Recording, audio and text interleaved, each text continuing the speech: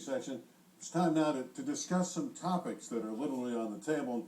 This could get a little feisty here because they're going to change or perhaps change how we finish up the season. In years gone by, we've had a pool of teams, we've had a championship, and we've had one clear-cut winner at the city championship level, and we had an invitational champion and a small schools champion. Well, now the proposal on the table is for Division 1, 2, and 3, and it would be done by enrollment.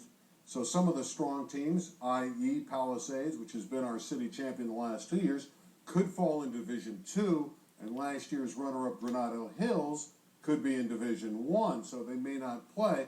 In essence, we might have two big schools champions. So I'm opening it up to you guys, and again, this is not a done deal, still to be voted on, could be ratified. Good chance this is going to happen.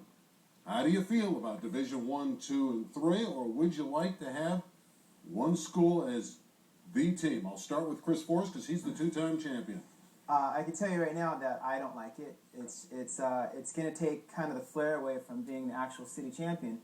And even though the LA City section might know that Division 1 and Division 2 are one and the same, and they're both champions and the like, someone in the southern section that says, oh, well, you were Division 2 champion, that doesn't mean anything. It's kind of taken away from the actual city champion. And to me, if it's all about getting that extra team into the state tournament, I say take the city champion and the runner-up. Will? You know, it's not that radical of a concept. The southern section and other large sections within the CIF have multiple divisions, usually based on enrollment. And in fact, even the LA Unified LA City section has had 4A, 3A in the past. I think there is a little ironing out needs to be done here, but I do think that having divisions is an okay concept. It does create from time to time a perception maybe that one school isn't as strong as the other, but I think once we get used to it, you know, you look at a school like Miracosta and they might be a Division 2 enrollment, and no one's going to argue that Miracosta is an elite program, even though they're not Division 1 per se within the southern section. Palisades, should they advance and win this Division 2 city title, will go to play for the state championship within their division enrollment-wise, and they'll also be recognized as a city champion. But now we're talking multiple champions. Yeah, but I think that's true in a lot of athletic sections. Again, LA Unified for the last 10 years or so was the only one I'm aware of that was large, that wasn't doing multiple divisions. I mean, we have 70, 80 schools. Why should there be one division for 70 or 80 schools when other athletic groups like Southern Section will put 25 or 30 teams into a division?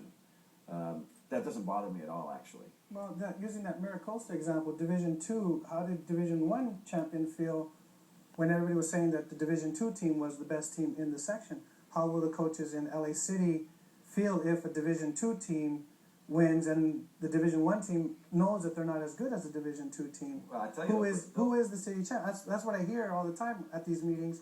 Who will be the city champion? They want one champion, and they're asking us to produce I'll tell you, well, this is what they'll do, is they'll put a banner up in their gym, and they'll call it a day. I think, it matters to a certain degree among a small group of people, but on the other hand, spreading the wealth is a good thing as well. And a state like California is so large that you're not going to get a single state champion. And even a city like Los Angeles is so large that having a single city champion is difficult in this day and age. And so most large states, Texas, California, Florida, have gone to divisions, and so have a lot of the large athletic sections. Yeah, you're not really affected. The only difference for Elias, they changed the label on it. It's not going to be called small schools. He'll be Division 3, and you've been going to the state anyway. What I loved about the old way, maybe I'm just old school, is the fact you had one super champion from the city section. We won't have that. I love the concept of getting more teams in the state, and Division 1, 2, and 3 kind of works, but having that one elite team that stands above all, people watch championship games in every sport for a reason, and to have that one elite team, I think that's special. Yeah, I suppose it is, but I also think, again, look at other sports just within our own section. There's, a Division 2 football champion. There's a Division 2 basketball champion. It's just something that I think is a reality.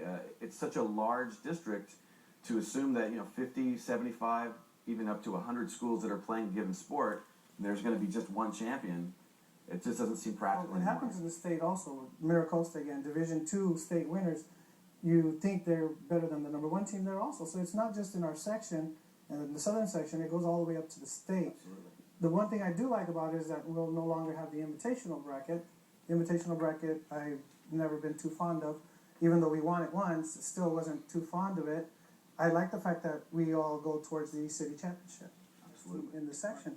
How will the coaches in LA City feel if a Division II team wins and the Division I team knows that they're not as good as a Division II team? Well, I tell you, Who is the city champ? That's what I hear all the time at these meetings.